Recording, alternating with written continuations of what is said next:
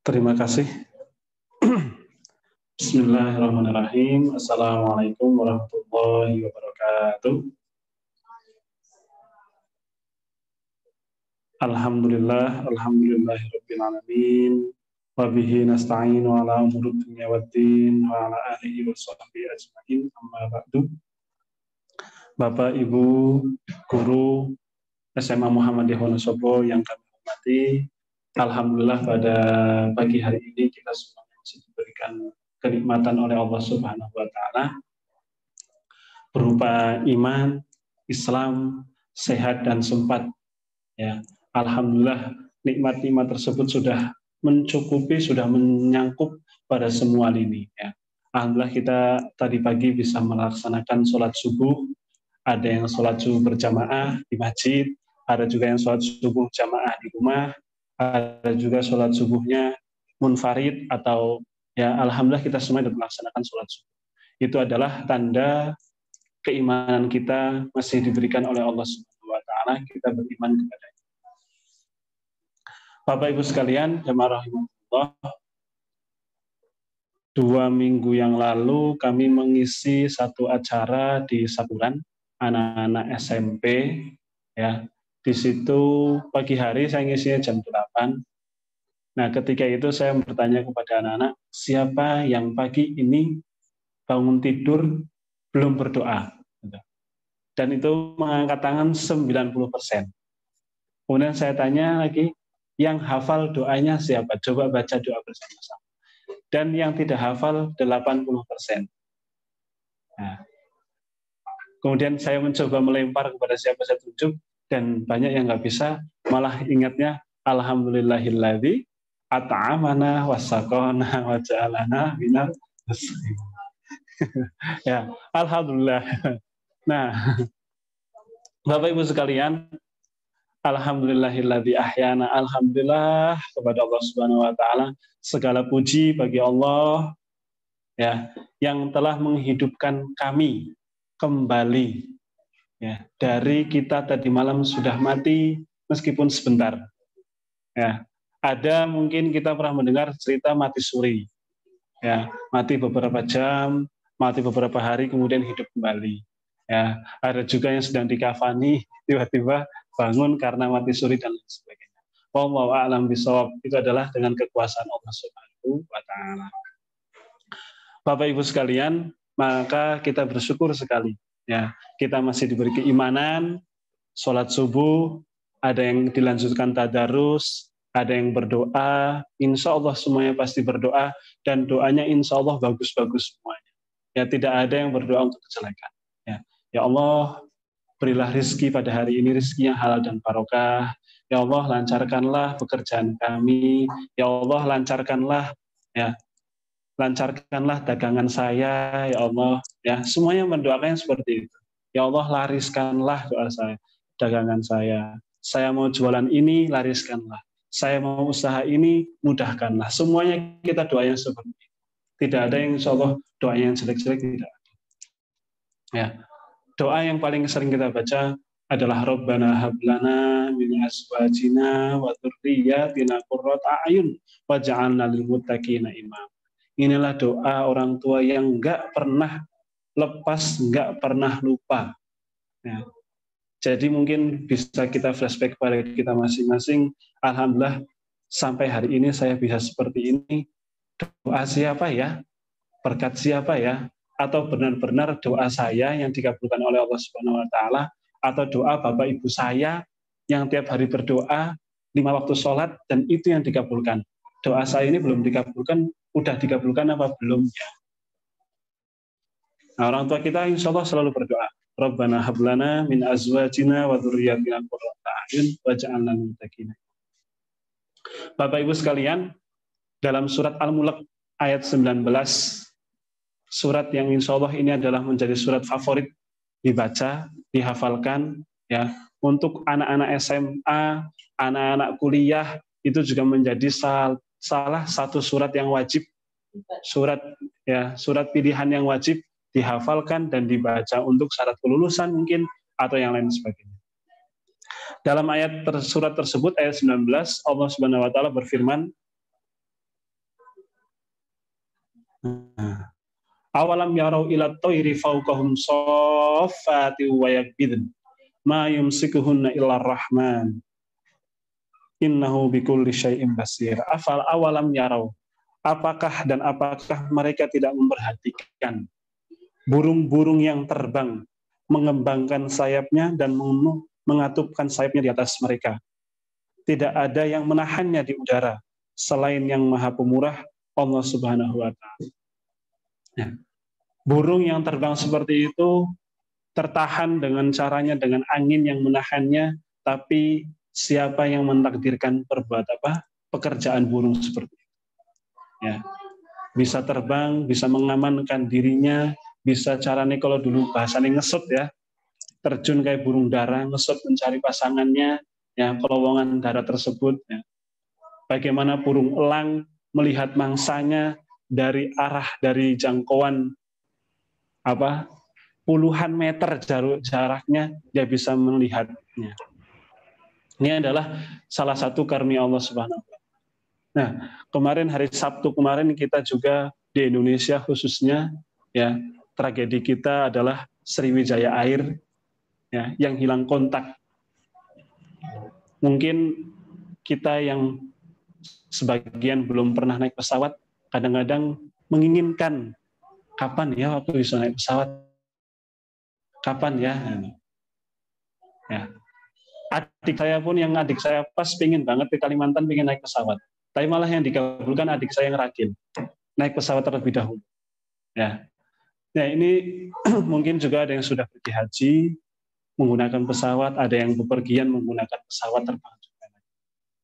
Ya, ini juga adalah bagaimana manusia-manusia itu mengeluarkan pikirannya, membentuk seperti itu, menggambarkan pesawat terbang sehingga bisa terbang. Nah, Bapak Ibu sekalian, Sriwijaya Air ketika itu ketinggian 11.000 kaki. Kemudian dia ingin naik lagi ke 13.000 kaki. Namun naas hilang kontak dengan bandara. Ya. Dan ketika itu kecepatannya adalah 663 km per jam. Bapak Ibu, kalau naik motor mungkin 70 sudah mulai merasakan cepatnya ya. 70 sudah rasanya cepat banget. Ya, 80 tambah lagi 90. Beda kalau di jalan tol ya. Jalan tol pakai mobilnya sendirian, apalagi sekarang masa PSBB, tolnya sepi, enak banget buat ngebut. Ya nggak kerasa ternyata 140, 120 kecepatan kita yang dilakukan di jalan tol. Ya, kalau ada dulu pernah ada search-an itu bagaimana orang membuatnya, ya, kecepatanmu sama dengan berapa kecepatanmu sama dengan berapa persen kematianmu mendekat. 30 kecepatannya, 40 kecepatannya, 80 kecepatannya, 100 kecepatannya, 100 lebih kecepatannya. Tapi sekarang menjadi fenomenal hal yang biasa. Anak-anak muda pakai motor sambil direkam speedometernya, kenaikannya langsung 120, 150, pakai moge-moge langsung 120, 300 kecepatannya. Seperti itu. Mobil pun seperti itu. Ya, mobil BMW, mobil Ferrari, mobil apa, itu pun langsung yang dijual pun fiturnya adalah seperti itu. Dalam 1 detik bisa naik dalam 100 km per jam. Bapak Ibu sekalian, kembali ke pesawat tadi, ternyata pada saat itu, siang hari itu, ketika pesawat terjun bebas ke lautan, di tengah-tengah laut itu ada seorang nelayan. Seorang nelayan yang dia duduk di depan, sedang ingin jaring, dan di belakangnya itu juga ada orangnya. Jadi depan dan belakang. Yang belakang ini melihat dengan sangat jelas pesawat itu jatuh langsung ke air. Berarti kalau kita pikirkan tuh 663 km per jam, langsung nabrak air, jeder, itu gimana rasanya? Kalau kita dulu masa kecil-kecilnya itu SMP mungkin, SMA seneng banget mandi di kali ya. Mandi di kali, ada batu yang tinggi, langsung pasti itu. Anak cowok mungkin seperti itu. Anjrot balapan di seperti itu. Sudah saya bawa, naik lagi. Nah, kadang-kadang yang jatuh itu punggungnya duluan, ngerasa panasnya gitu kan. Di Mangli mungkin baru ketinggian 1 meter itu, tapi karena salah cara, dadanya yang dulu yang jatuh, terasa panasnya. Nah ini 663 km per jam. Pesawat itu nabrak lautan. Jedah. Wallahu a'lam bagaimana. Nah ini yang di belakang, yang duduk di perahu belakang itu melihat bagaimana pesawat itu jatuh. Langsung gumulan asap itu muncul. Beda yang di depan. Karena dia fokus dengan lautan di hadapannya itu, sehingga dia nggak melihat apa yang terjadi. Yang dia lihat adalah, loh, ombaknya gede banget, langsung ada asapnya. Dikira dia adalah tsunami. Langsung mereka berdua menepi ke lautan, menepi ke sana, di tepi itu, kemudian di pantai, sudah turun baru. Yang belakang bilang, Pak, kamu tadi nggak lihat ada pesawat jatuh? Alhamdulillah mereka berdua selamat. Tapi yang belakang yang melihat dengan mata kepala sendiri bagaimana rasanya. Yang nggak melihat biasa-biasa saja bagaimana dia. Nah, itu saksi matanya. Bapak Ibu yang dirahmati Allah Subhanahu wa taala, kita mengambil mungkin hikmah dari pesawat tersebut Sriwijaya Air yang hari Sabtu kemarin. Ada, kalau Bapak Ibu mengikuti beritanya, ada juga mereka yang gagal naik pesawat hari itu. Dan mungkin hari itu dia merasa kecewa sekali. Pas melihat pesawatnya terbang, itu kecewa sekali. 1, uangnya hangus untuk tiketnya. 2, janjian dengan temannya gagal. Ya. 3, mungkin barang bawaan dia untuk oleh-oleh sana yang berupa makanan yang siap saji atau yang bisa mudah basi, itu pun jadinya akhirnya basi. Kecewa dengan hal-hal seperti itu. Yang naik pesawat, mereka bahagia sekali, alhamdulillah bisa naik. Ya, alhamdulillah bisa berangkat dengan tepat waktu. Namun di balik itu semuanya, wallahu a'lam dengan takdir Allah Subhanahu wa taala, sekarang yang tidak jadi naik pesawat, mereka mengucapkan, alhamdulillah saya masih hidup hari ini. Ya. Yang tadi pun mengucapkan alhamdulillah pesawat saya naik hari ini, pun wallahu a'lam dengan bagaimana keadaan ini. Ya, Bapak Ibu, mungkin inilah semuanya itu adalah takdir Allah Subhanahu wa taala, dengan siapa saja yang di dalamnya pesawat tersebut, bagaimana keadaan kita nggak tahu, kita nggak mengalami ya. Kalau kita naik mobil mikro barito ya seperti itu mungkin ya. Kalau istighfar akeh-akeh itu. Ya, sini Sapuran harusnya 30 menit, hanya 20 menit atau hanya 15 menit, itu kita istighfarnya akeh banget. Apalagi jam 7 kurang 15 menit kan, naik mikro, wes tuh, main repol. Nah, itu. Kita semuanya balapan pakai motor, balapan dengan semuanya kita. Mungkin di sana pun seperti itu. Ya. Bagaimana pramugarinya ya memberikan masukan-masukan, kencangkan sabuk pengamanmu, ya kan, ambil oksigennya, pasang oksigen itu, kemudian siap-siap dan sebagainya. Jangan panik semuanya, tetap tenang. Mungkin seperti itu semuanya. Namun pilot dan pramugari sebenarnya sudah tahu apa yang akan terjadi. Tapi mereka menenangkan, mereka istighfar semuanya berdoa kepada Allah. Nah, Bapak Ibu sekalian, itu adalah takdir Allah Subhanahu wa taala yang tidak bisa kita hindari. Kematian itu pun juga takdir Allah Subhanahu wa taala yang tidak bisa kita hindari. Banyak orang yang merasakan takut naik pesawat karena takut jatuh meninggal dunia. Tapi jarang yang merasa takut untuk naik ke atas kasur, nikmatnya kasur, padahal berapa persen banyaknya yang meninggal di atas kasur. Lebih banyak mana? Wallahu a'lam. Ya.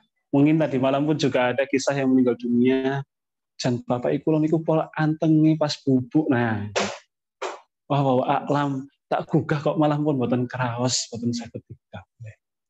Padahal wong wingi sore niku ya, tahun lalu pun ada cerita, bapak saya itu mau meninggal dunia, minta dengaran sekali, minta mandi dulu, pakai baju putih dulu, minta dipotongin kukunya, dan nggak tahu tiba-tiba kok minta tidur di pangkuan saya. Setelah itu meninggal dunia. Wallahu a'lam, betapa indahnya, betapa kisah-kisah heroik seperti itu di hadapan Allah Subhanahu wa taala sudah dirancang semuanya. Maka kembali kepada kita masing-masing, hanya bisa berdoa kepada Allah Subhanahu wa taala, berdoa dan berdoa. Itu mungkin adalah menjadi hikmah untuk kita ambil pelajarannya, banyak sekali pelajarannya. Kalau saya mungkin dibacakan satu persatu, mungkin banyak sekali lah. Atau saya minta gambaran atau pelajaran yang dapat kita ambil satu persatu dari masing-masing guru, ada juga masing-masing gambaran pelajaran yang dapat kita ambil. Ya, mungkin itu adalah musibah, mungkin di sana ada yang bermaksiat yang kemarin-kemarin, mungkin itu cobaan, atau juga mungkin itu adalah jalannya untuk dia syahid, ya seperti kaptennya yang kita ketahui, ya ketika dia tidur di hotel, dia nggak pernah masuk kamar hotel, malah tidurnya di lobi. Ketika ditanyain, kenapa kamu kok nggak pernah tidur di hotel, di kamar kamu yang empuk, yang sudah disediakan oleh Peru, sudah disediakan oleh perusahaan, sudah disediakan oleh semuanya. Saya pengen tidur di lobi, biar saya itu bangun sholat subuh nggak telat. Itu jawaban pilotnya. Dan ketika sahabat ini bertanya kepada resepsionis itu Bapak itu benar tidur di lobi? Benar, setiap dia datang ke sini, pasti tidur di lobi. Dan dia megang Al-Quran, dibaca sampai ketiduran, kemudian bangun sholat subuh jamaah terus. Wallahu a'lam. Itu yang disebut mati syahidnya. Atau mungkin di sana ada orang-orang yang sebagai itu adalah musibah bagi mereka. Atau wallahu a'lam. Ya. Ada yang menyatakan itu adalah musibah. Ada yang menyatakan itu adalah syahid saya. Itu adalah ujian saya, cobaan saya. Maka kita semuanya mengambil hikmah dari itu semuanya. Takdir Allah Subhanahu wa taala sangat luar biasa, sangat di luar ekspektasi kita, di luar dugaan kita. Wallahu a'lam bishawab. Jamaah, Bapak Ibu sekalian yang dirahmati Allah Subhanahu wa taala, mungkin itu saya kami sampaikan. Saya hanya menyampaikan untuk diri saya sendiri, mungkin Bapak Ibu sekalian mungkin dapat mengambilnya beberapa yang baik. Ya kita hanya bisa berdoa. Tingkatkan ibadah kita kepada Allah. Rezeki kita, kehidupan kita, kenyamanan kita, kenikmatan kita, Allah Subhanahu wa taala. Ya. Dari ayat Al-Mulk tadi itu kalau dilanjutkan ada juga mengenai rezeki kita. Jadi Allah Subhanahu wa taala menggambarkan seekor burung yang bisa menahan itu siapa? Yang bisa menjatuhkan itu siapa? Kalau bukan Allah Subhanahu wa taala. Yang bisa menjatuhkan rezeki kita hari ini turun 1 juta, turun 2 juta, turun 1 miliar, itu siapa kalau bukan Allah Subhanahu wa taala. Yang bisa menahan, harusnya ini hari ini tanda tangan sesuatu, tapi karena kita berbuat sesuatu sehingga Allah Subhanahu wa taala menahan rezeki kita. Itu siapa kalau bukan Allah Subhanahu wa taala. Harusnya hari ini itu jualan saya closing sekian, tapi karena sesuatu hal yang menahan itu siapa kalau bukan Allah Subhanahu wa taala. Bapak Ibu sekalian, terima kasih atas waktunya. Mohon maaf apabila ada kurang dan salahnya. Saya akhiri dengan baca bacaan alhamdulillahirabbil alamin. Subhanakallahumma wa bihamdika asyhadu an la ilaha illa anta wa nastaghfiruka wa natubu ilaik. Terima kasih, mohon maaf. Wabillahi taufiq wal hidayah. Wassalamualaikum warahmatullahi wabarakatuh.